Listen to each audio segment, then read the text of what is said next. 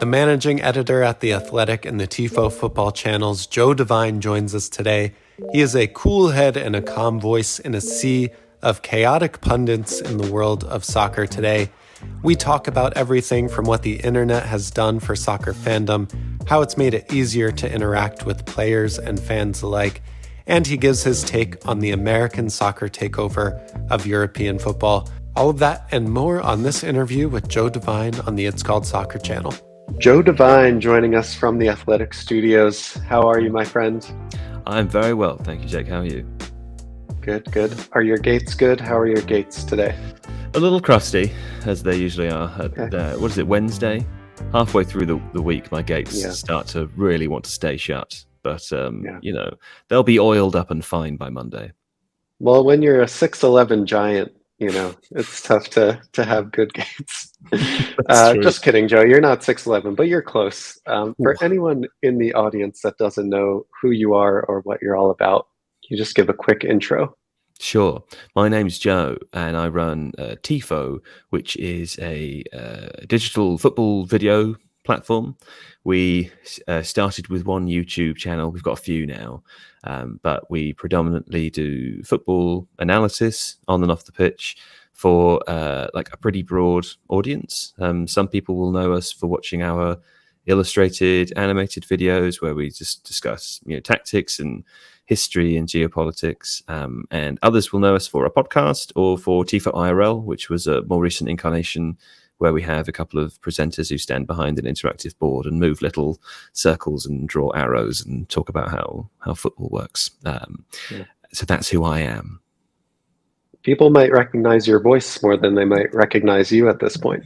They may well do. Yeah, I narrate the illustrated videos and have done the whole time. So yes, sometimes I was once recognized just for my voice in King's Cross, which was very odd indeed. And I felt like the person who recognized my voice was then disappointed by my face. And so, you know, that happens sometimes. I don't know. I feel like it matches, and you can take that for however you feel that is.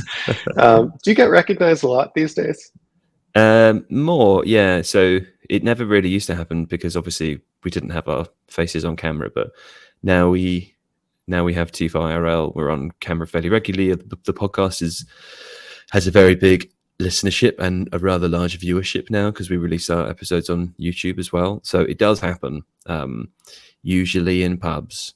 But it's always kind of surprising and odd when it does happen. But it's nice as well.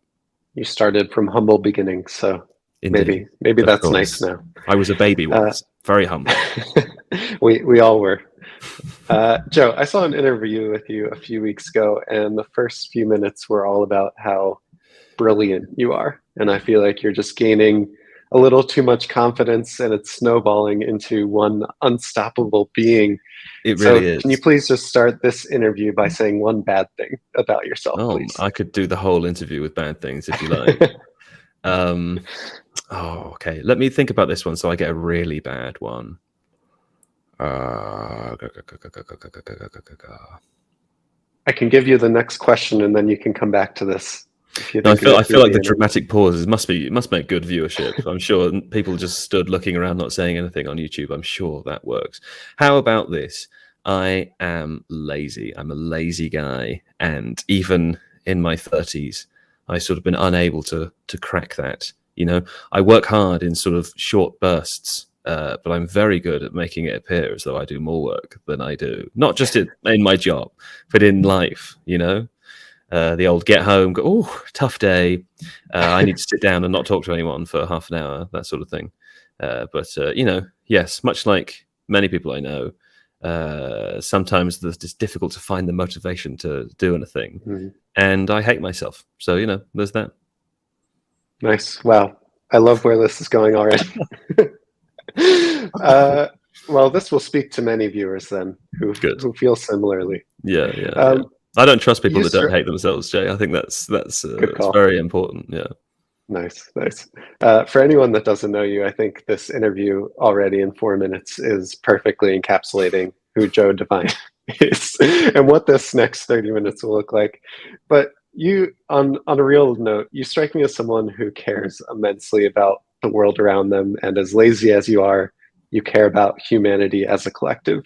So is there something about you having started this channel about football that was driven by that? Yeah, I think so. That's very kind of you to say, by the way. Um, I I think the thing I will answer that by saying I think the thing I love about football is not necessarily the football, but it's the sort of culture around it, and it's, you know, I think I often think about how well, I suppose nowadays in some cases states and in other cases like large organizations might use football for sports washing, which is, you know, a term which has gained in popularity and notoriety over the last few years, by which I mean to, you know, use football to, I suppose, rinse away the dirty deeds that may be being done elsewhere.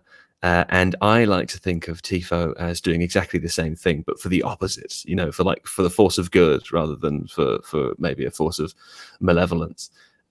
Because football can be used really as a sort of a microcosm through which to examine the rest of society. And whilst that might not be the most popular form of content that we create in terms of reaching a large audience, it's definitely the videos that we create that might fit within that category are definitely my favorite.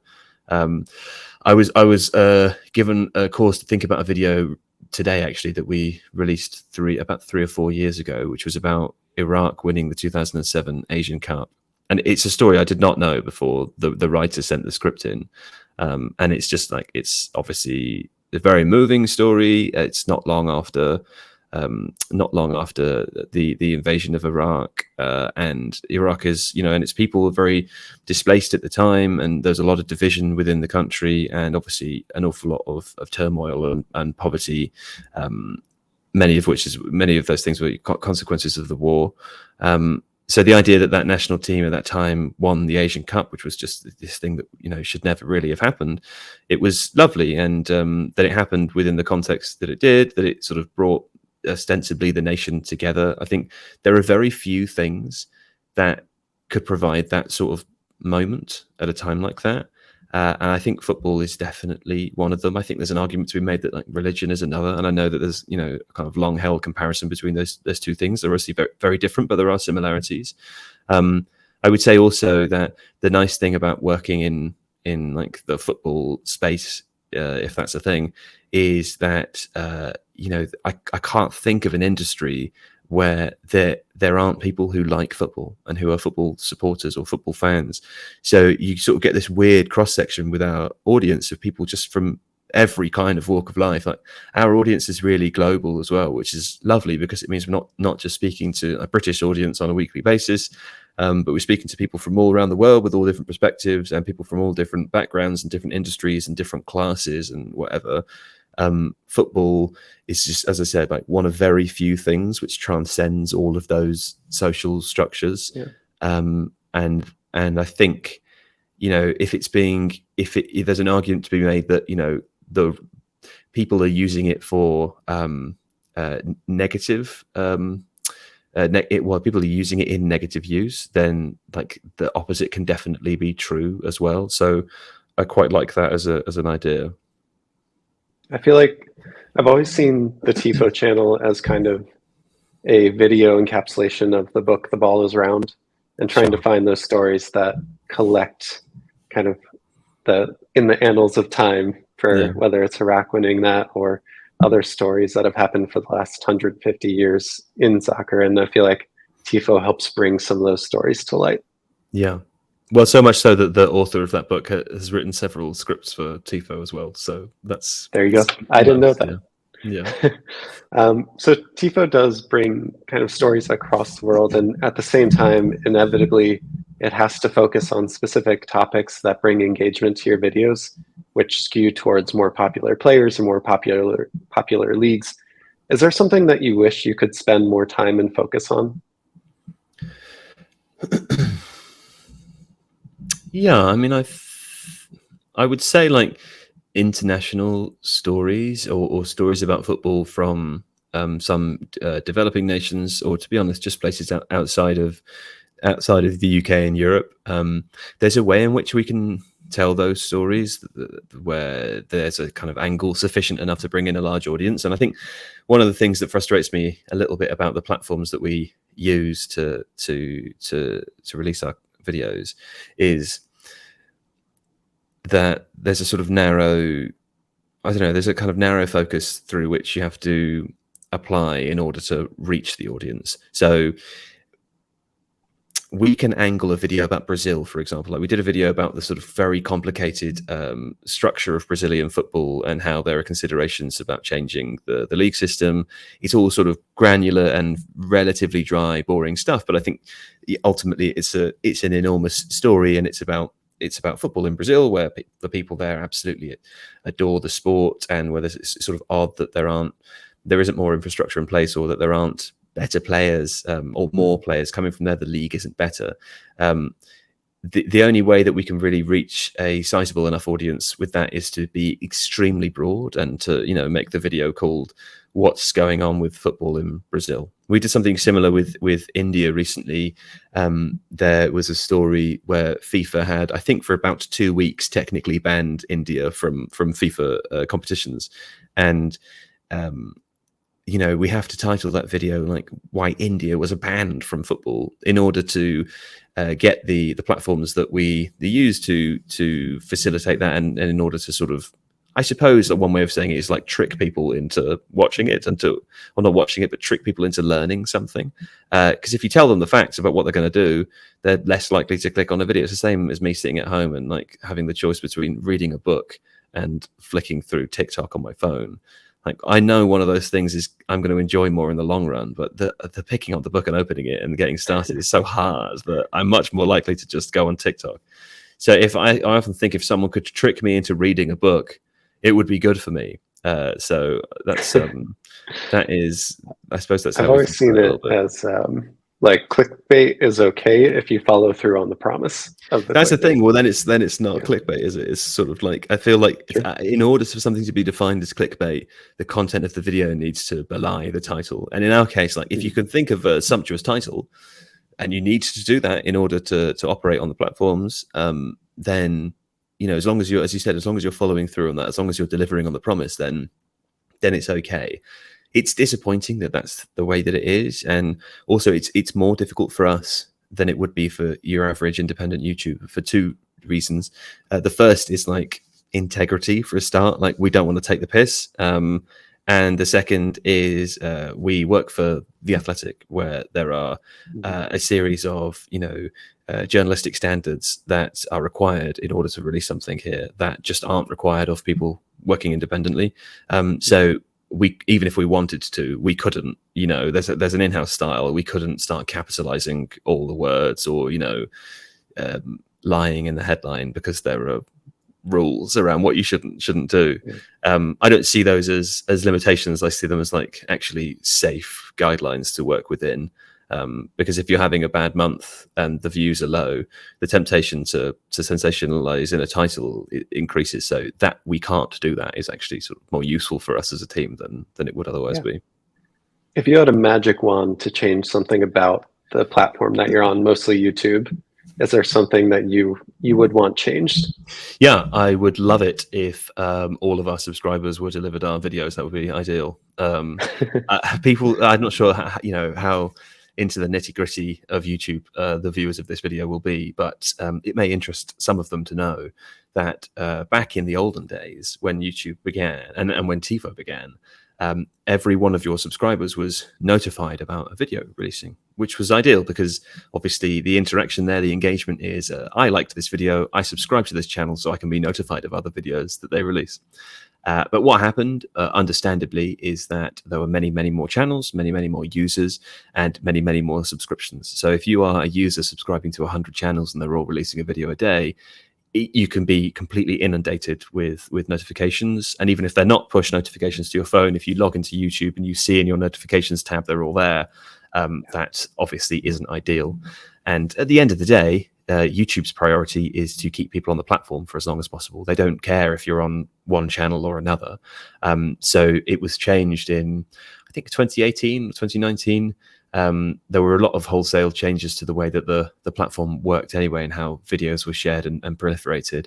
And so this probably won't be exact, but a good way of thinking about it now is that when we release a video, a very small percentage of our subscribers are notified. Maybe that's like 5% or less. If there's a good uptake and a good click-through rate within that small subset, then they might share it to a few more. If the click-through rate continues to be high, it will start being proliferated more widely to people who perhaps haven't subscribed to your channel before. And so the performance of a video within the first 60 minutes of its release is much, much more important than it used to be.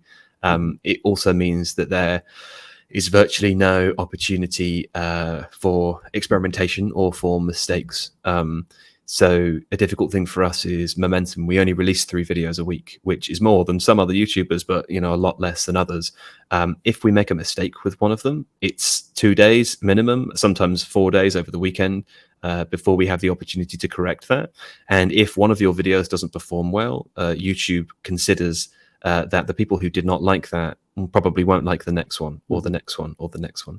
So we have a sort of like anecdotal system here where sometimes we save things that we think will be big hitters in case we need to rescue ourselves from a hole, like dig ourselves out of one. And it can be frustrating because, every Tifo illustrated video that we make has had several people working on it, has been in production for at least a week, 7 days rather than 5. And has had a lot of care and attention put into it. So for the platform that we release it on to sort of minimize that, even if it is for understandable reasons, it can be frustrating.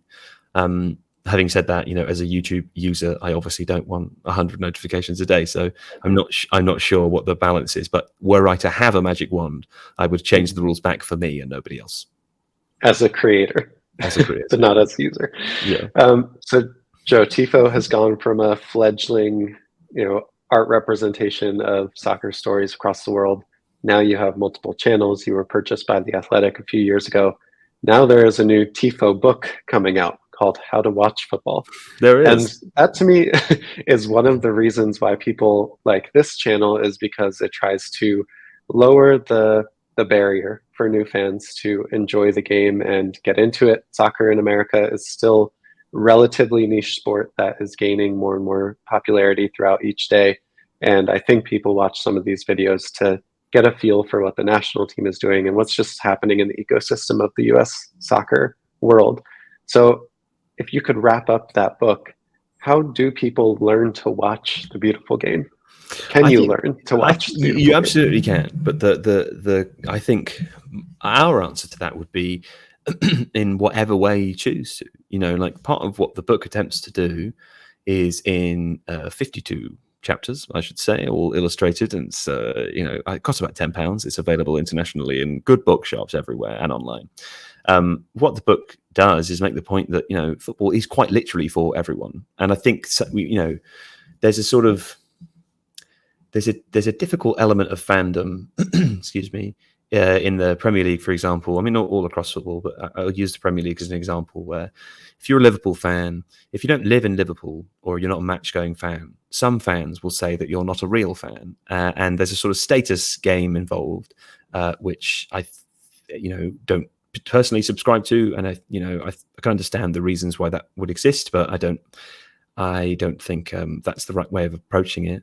I also think, some people will try to tell you that, you need to watch football in a particular way. So, for example, if you watched all of Tifo's tactics videos, you might start trying to watch football by analyzing the shapes and the patterns on the pitch and trying to understand the coach's intentions beforehand. Personally, I don't do that at all. Like, I watch football for the for the spectacle of it, for the story, for the various sort of interesting, or in many cases very, very boring narratives. Like, I'm watching for, I suppose, the special moment that will stay with me, or that I will feel something for, or that I'll remember. And in terms of learning how to do it, I suppose it depends entirely on what your goal is. Like, if your goal is to become a coach, then yeah, it's easy. In fact, I think there's a good point to be made here. Like, the less you know the players involved, the easier it is to learn what a team is doing, because you're not taken by individual player narratives, or you're not sort of biased by your pre-existing knowledge of players. So I think in some cases, knowing less can actually help you learn more. then I think if your intention or your goal is to understand the sort of fabric and the history and the culture of football, then there's plenty of like brilliant authors out there that you can read that will assist you in doing so. My personal belief is that, as I said before, like football is for everybody. Like whatever you get out of it, that's not wrong. Like whatever you learn about it, whatever you think about it, it's absolutely not wrong. And all we can do is give people the sort of fundamentals, the building blocks, in order for them to put the answers together themselves. Like that's what we try to do in the book. Like we'll explain what formations are and how they might be used differently. But in terms of like their actual independent use by a coach, we don't know. When we watch, the North London derby over the weekend, we don't know if Tottenham's players do what Conte says, or if Arteta's players are doing exactly what Arteta says. Like we're just assuming based on what they do. So I think as long as you have the building blocks, and those are all things that are very accessible and easy to learn about, if you're interested, then you make up your own mind. What would the Joe Devine memoir be called? I think if I ever write a memoir, something's gone tragically wrong, and the publishers should be liquidated. Yeah, my memoir would be called "The Publisher Should Be Liquidated." Yeah. To be fair, I might read that. So you talked a little bit about the fandoms within local pockets that maybe think about being real fans versus fake fans, fair weather fans, maybe fans in America that have latched on to certain English teams because they're very accessible on television here. What do you think is something that the internet has given fans of soccer, and maybe what is something that the internet has taken away from fans? Yeah, it's interesting. I suppose the internet has given fans the explosion in analysis around football, writing around football, documentation of it in all different media. That has only happened because of the internet. Prior to the internet, your only opportunities were in the national or regional newspapers and on whatever made it onto TV. So I think the sort of exploration of football tactical analysis or data analysis, for example, like none of that happens without the internet, and the ability to engage with fans of your team that are from completely different parts of the world, I think is really cool. A lot of the football podcasts I listen to are made by people who talk about the Premier League, who do not live in the UK. I think that's like a really interesting perspective, and it is in some ways different, and in no ways worse than the people who are in the ground doing it and saying it. I think there's, obviously if you're at the game, or if you're in the press area afterwards and you get to talk to a player or see a player's body language, there's going to be stuff that you can pick up that you can't if you're from afar. But in terms of the analysis of what's happening on the pitch, there's absolutely no difference. So I think the big upsides are there. The increased sort of avenues for exploration, and the increased ability to engage with people globally as a fan. What it's taken away, I suppose, is certainly to a certain extent like the anonymity of footballers. I mean, it's interesting that The Athletic did recently a survey of over 100 ex-footballers. One of the questions was, do you think it's easier or harder to be a footballer now than it was when you were playing? And it was a fairly even split. It lent slightly towards harder. And the main reason for that was social media and media presence of players. And I think it must be extremely difficult. Like I have in comparison to a football player, like an absolutely tiny audience. But if I say something people don't like, I have a bad day.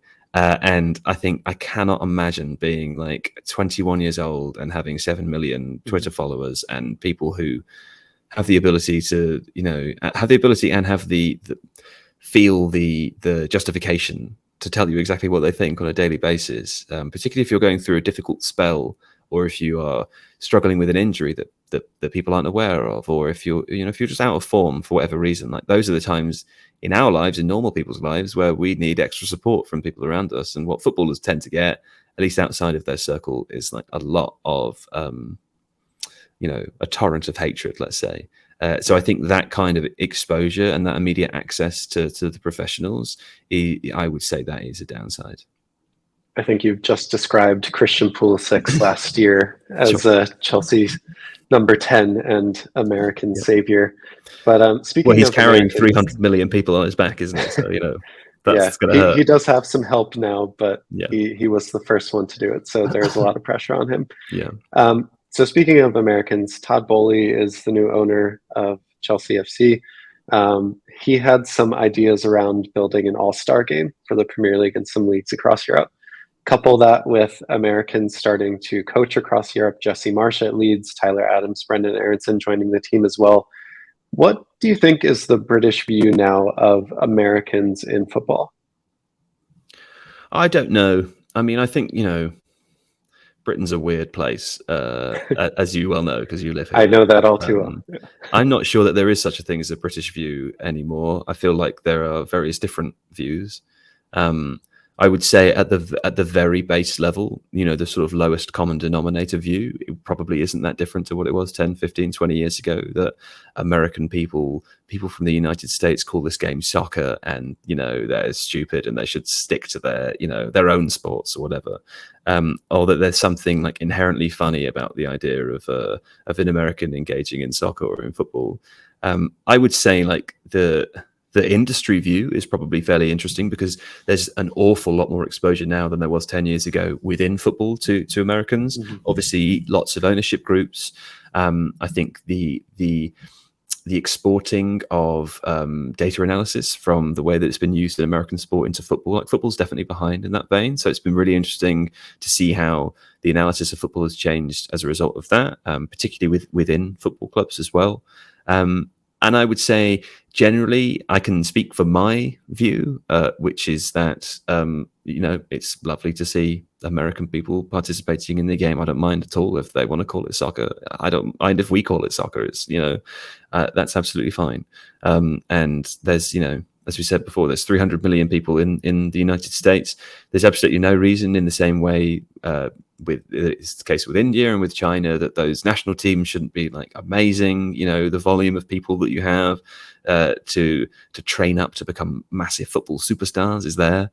So I think it's only good. It's only a good thing for the sport. And I think also exposing football to different cultures, to kind of like, I'm in favor of sort of like not severing it from its roots, but like I'm certainly in favor of like having a kind of melting pot of ideas about how it should be played. I don't think anyone has the right to sort of to have in terms of nationalities, has the right to have the sort of final say over that. So yeah, particularly with the sort of explosion of data and statistical analysis of football, I think like America's had a massive impact. Whether people think that's positive or negative, I suppose, is up to the individual, but I think it's cool. Yeah, awesome. Well, Joe, thank you so much for your time today. I loved getting a little bit deeper on some of your thoughts on these. If you could just take us home, then the World Cup's coming up. England and the US are going to be in the same group, in Group B. What are you looking forward to? I'm not even going to ask for a prediction, but what are you looking forward to in the World Cup? But personally, I am looking forward to supporting a team. I don't do that in the Premier League, and so to a certain extent, I have no skin in the game. But for international football tournaments only, I don't care about anything that happens outside of a tournament. But within the tournament, it's amazing to be overcome with a feeling of support for the players and for the manager. So for me personally, it is what I hope will be the unnecessary redemption of Gareth Southgate. For listeners and viewers who are not based in England specifically, they couldn't possibly imagine. People just seem to really dislike Gareth Southgate. I don't know why, but it happens very every parallel. time. Greg Berhalter and Gareth Southgate are kind of in a similar position right now. Okay, so our American viewers will understand. But I like Gareth Southgate because he got us to a semi-final and a final, and the players seem to like him, and everyone seems to have a nice time. And on a kind of serious note as well, like the transformation of the England team over the last, 8 to 6 years, from what it was and what the players were viewed as and what they stood for, to what they are and what they are perceived to stand for now. It's just like that's the thing that made the Euros so nice. We got a lot of stick after the Euros because we released a video the day after the final, which was like a little sensationally titled "England didn't really lose," and obviously they did lose the final. But the point of that video was to say that something that I think has been difficult for people like me in England is there's a sort of limited sense of national pride anyway, for what I would consider to be like fairly obvious reasons. But also in terms of what the England football team has sort of appeared to stand for before, or has been like politically aligned to through no fault of its own, or however the situation ended up being, it was there. But the players who play there now, like the sort of statements they make, like their anti-racism statements, Marcus Rashford and his like support for children in poverty, the fact that they're all really young, they all seem to just be these kind of like, I don't know how out of the hothouse that they've grown up in, but all seem to be the vast majority like kind and empathetic people who have various social causes that they actually seem to care about, and they seem to like each other and get on. There doesn't seem to be this kind of infighting that's a club rivalry brought to the national team. So much of the toxicity that seemed to me to be there beforehand is not now. And like whether they win or lose games doesn't really matter to me, because it's just so nice to watch them. Like I just love them. So I'm really excited to support them in the tournament, whether they win or lose. It's a team you can be proud of and something you can hope for, look forward to in the future. Well, that does not help any American audience looking forward to that game and trying to hate the English team, but they are a lovable bunch of guys. And the women's tournament over last summer was amazing to be there for as well. The support that kind of swelled up since the start of the tournament into the final was amazing as well. It was so cool. Yeah. All right, Joe, thanks so much for your time. Any other words of wisdom to the US soccer audience? I have no wisdom to offer the US soccer audience, but I'm glad that you're here. Please continue to come, and I look forward to I'm probably never going to talk to any of them, am I? But hypothetically talking to some of you soon. Well, buy the book, subscribe to the Tifo channels, and you'll see Joe Devine a lot more.